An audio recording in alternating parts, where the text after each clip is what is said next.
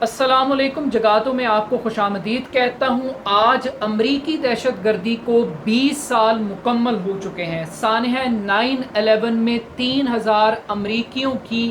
جانوں کا بدلہ لینے کے لیے امریکہ نے پوری دنیا کے امن کو تباہ کیا۔ دنیا بھر کے اندر انسانیت کو بچانے کے نام پر، انسانیت کے قتل عام کے لیے ایک ایسی جنگ کا آغاز کیا جس نے 20 سال کے دوران دنیا کے مختلف مسلمان ممالک میں قتل و غارت گری کی ایک بڑی بنیاد قائم کی، اور اس بنیاد کا جو سب سے بڑا ٹارگٹ بنا وہ افغانستان تھا، پاکستان تھا، عراق تھا اور لیبیا جیسے ممالک تھے جو امریکی غیظ و غضب کا نشانہ بنے دہشت گردی کے خاتمے کے نام پر۔ 9/11 کے واقعے کے بعد آج 20 سال کے بعد جب امریکہ بری طرح سے ناکام ہو کر افغانستان سے نکلا ہے تو یہ سوال آج 20 سال کے بعد بھی ریلیونٹ ہے کہ آخر 9/11 کا آرکیٹیکٹ کون تھا، اس واقعے کو پلان کرنے کا مقصد کیا تھا، اور اس واقعے کا جو سچ امریکہ کی جانب سے بتایا گیا حقیقت کے اندر کیا محض اسامہ بن لادن کو مارنے کی خاطر لاکھوں انسانوں کو شہید کر دیا گیا، اربوں ڈالر، ہزاروں اربوں ڈالر وہ جھونکے گئے اس ناکام ترین جنگ کو جیتنے کے لیے۔ انٹرسٹنگ بات یہ ہے کہ بعض لوگ یہ سمجھتے ہیں کہ یہ جو جنگ تھی، یہ جو امریکی دہشت گردی تھی، اصل میں اس کو امریکی دہشت گردی کہنا چاہیے کیونکہ اس کی بڑی بنیادی وجہ یہ ہے کہ جن طالبان کو دہشت گردوں کا ساتھی بتایا گیا 20 سال پہلے، جن طالبان کو دہشت گردوں کا سرپرست اعلیٰ بتایا گیا، آج 20 سال کے بعد افغانستان کو انہی طالبان کے ہینڈ اوور کیا گیا جن کو امریکہ ہمیں کہہ رہا تھا کہ تم ان کو دہشت گرد سمجھو۔ اور انٹرسٹنگلی جن طالبان کو بلیک لسٹ کے اندر شامل کیا گیا، پوری دنیا کو طالبان سے القاعدہ تک اور القاعدہ سے لے کے داعش تک کی کہانیاں سنائی گئیں، آج وہی بلیک لسٹ لیڈر افغانستان کے اندر برسر اقتدار ہیں،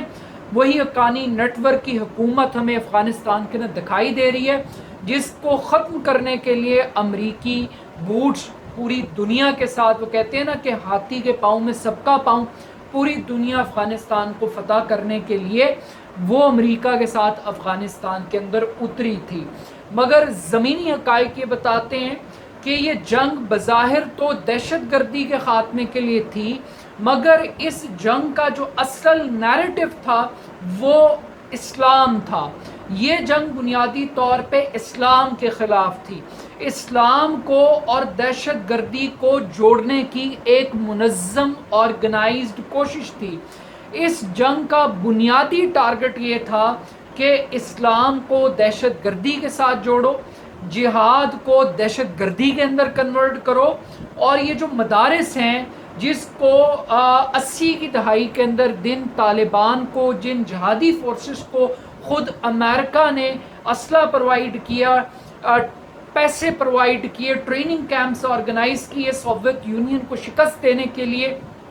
انہی طالبان کو آج امریکہ نے یہ کوشش کی 20 سال کی اس جنگ کے دوران کہ وہ ان کو دہشت گرد ثابت کرے۔ اور پھر ہم نے یہ دیکھا کہ کیا یہ بڑے بنیادی سوالات ہیں کہ آج 20 سال کے بعد کہ کیا امریکہ افغانستان کے اندر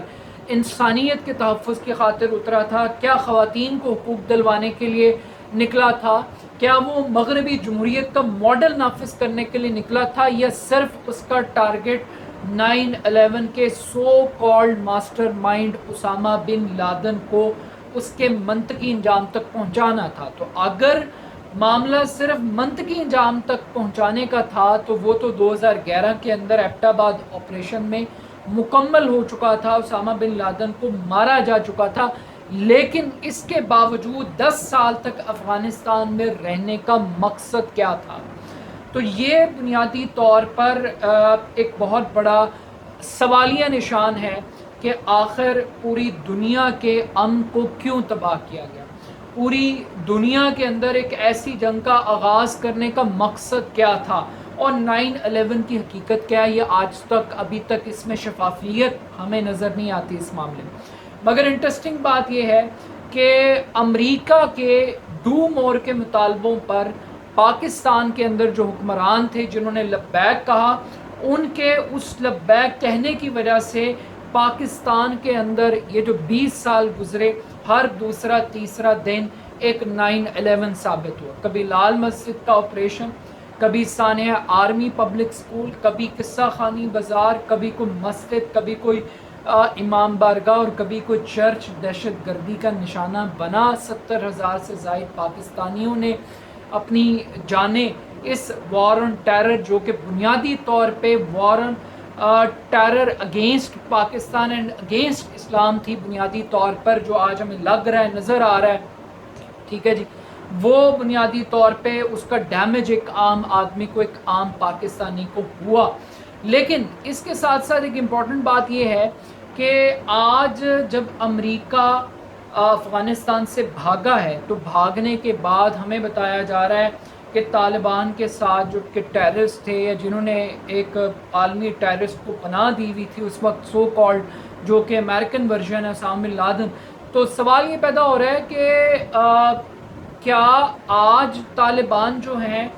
وہ بالکل بدل گئے ہیں؟ کیا ان کی سوچ بدل گئی ہے؟ کیا وہ عورت کی حکمرانی کے لیے تیار ہو گئے ہیں؟ کیا انہوں نے مغربی جمہوریت کے ماڈل کو اڈاپٹ کر لیا ہے؟ کیا وہ فریڈم آف سپیچ کو ایکسیپٹ کرنے لگ گئے ہیں؟ کیا وہ انسانی حقوق کے اس چارٹر کے اوپر آ گئے ہیں جس چارٹر کو امریکہ وار آن ٹیرر کے نام پہ لڑنا چاہتا تھا؟ تو اس کا آنسر ہے نو. تو پھر کیا بدلا ہے؟ بدلا یہ ہے کہ جو 20 سال کی اسٹریٹجی تھی وہ مکمل طور پہ ایک ناکام، ایک فراڈ اسٹریٹجی تھی. اب جب امریکہ یو ٹرن لے رہا ہے تو اس کے ساتھ ساتھ پاکستان کے اندر بھی ہمیں یو ٹرن دکھائی دے رہا ہے. اور یو ٹرن کس طرح سے دکھائی دے رہا ہے کہ اب پاکستان کے اندر کہا جا رہا ہے کہ ابھی تازہ خبر آئی ہے، TTP تحریک طالبان پاکستان والے ہمارے بھائی ہیں،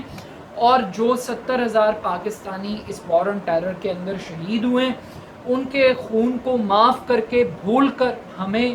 اپنے ان دہشت گرد سو کالڈ جو بھائی ہیں جن کو ریاست اب گلے لگانے کے لیے اکڑی جا رہی ہے ان کو ہمیں قبول کر لینا چاہیے اور ایک عام معافی کا اعلان کرنا چاہیے. اگر امریکہ طالبان کے ساتھ ہاتھ ملا سکتا ہے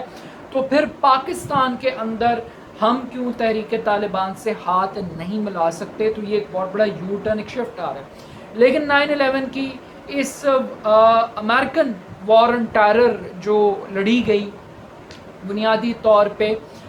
اس سے ہمیں 3 سبق ملتے ہیں. پہلا سبق یہ ہے کہ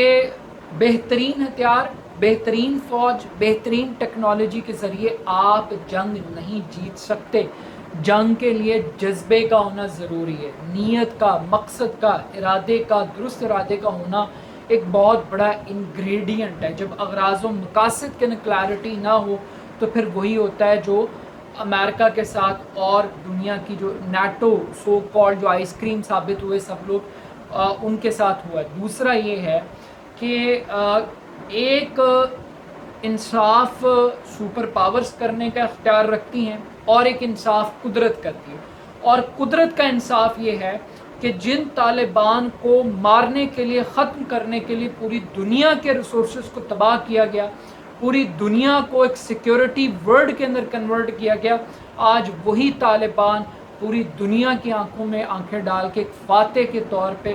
سفارتی تعلقات قائم کر رہے ہیں اور کسی قسم کی ڈکٹیشن ایکسیپٹ کرنے کے لیے تیار نہیں ہیں. اور تیسری اور امپورٹنٹ بات یہ ہے کہ اب جنگوں کا ماڈل بدل گیا. اب جنگیں گراؤنڈز کی بجائے اکانومی کے میدان میں کنورٹ ہو چکی ہیں، ٹیکنالوجی سائبر وار کی فارم کے اندر کنورٹ ہو چکی ہیں. اب امریکہ کی ریاستی دہشت گردی کا اگلا ٹارگٹ کون ہوگا، کیسے ہوگا اور کس طریقے سے ٹارگٹ کیا جائے گا، کیونکہ جو پہلے 20 سال ہیں وہ امریکی دہشت گردی کی مکمل ناکامی کا ایک منہ بولتا ثبوت ہے. اور اس ناکامی کے اندر پاکستان بھی حصے دار ہے، پاکستان بھی سٹیک ہولڈر ہے، جسٹ لائک جیسے نیٹو ممالک ہے اسی طریقے سے، کیونکہ ہم نے بھی اپنے شہریوں کو مارنے کے لیے ڈرون اٹیکس کی اجازت دی، ہم نے انسانوں کے قتل عام کے لیے انہیں ایئر سپیس یوٹیلائز کرنے کی اجازت دی، نیٹو سپلائی کو गुजरने की इजाज़त दी। और इसके ऊपर अब डिबेट हो सकती है कि क्या पाकिस्तान के पास कोई ऑप्शन थी या नहीं थी, लेकिन इम्पॉर्टेंट बात यह है कि आखिर 20 साल के बाद अमेरिका ने क्या अचीव किया। At the end of the day America की अचीवमेंट एक डिफ़ीट है, और एक ऐसी डिफ़ीट और एक ऐसी कालक है जो रहती दुनिया तक जिनको ताकत का नशा है, जिन मुल्कों को, उनके लिए एक बहुत बड़ा लेसन रहेगी। तो अमरीकी दहशतगर्दी की एक नाकाम जंग पर उन तमाम लोगों को मुबारकबाद जिन्होंने अपने मकसद और जज्बे की खातिर फ़ाइट की और एक गैर मुल्की ताकत को अपनी सरज़मीन से निकाला। But at the end of the day ये पाकिस्तान के लिए और तमाम लोगों के लिए एक बहुत बड़ा लेसन है कि अगर पूरी दुनिया भी किसी गलत चीज़ को जस्टिफाई करने और सही साबित करने की कोशिश करे तो वो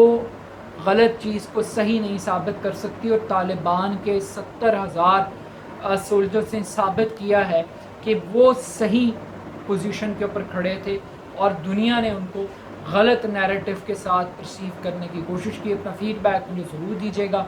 मेरे YouTube चैनल को जगादो को ज़रूर सब्सक्राइब कीजिएगा। बहुत शुक्रिया। अल्लाह हाफ़िज़।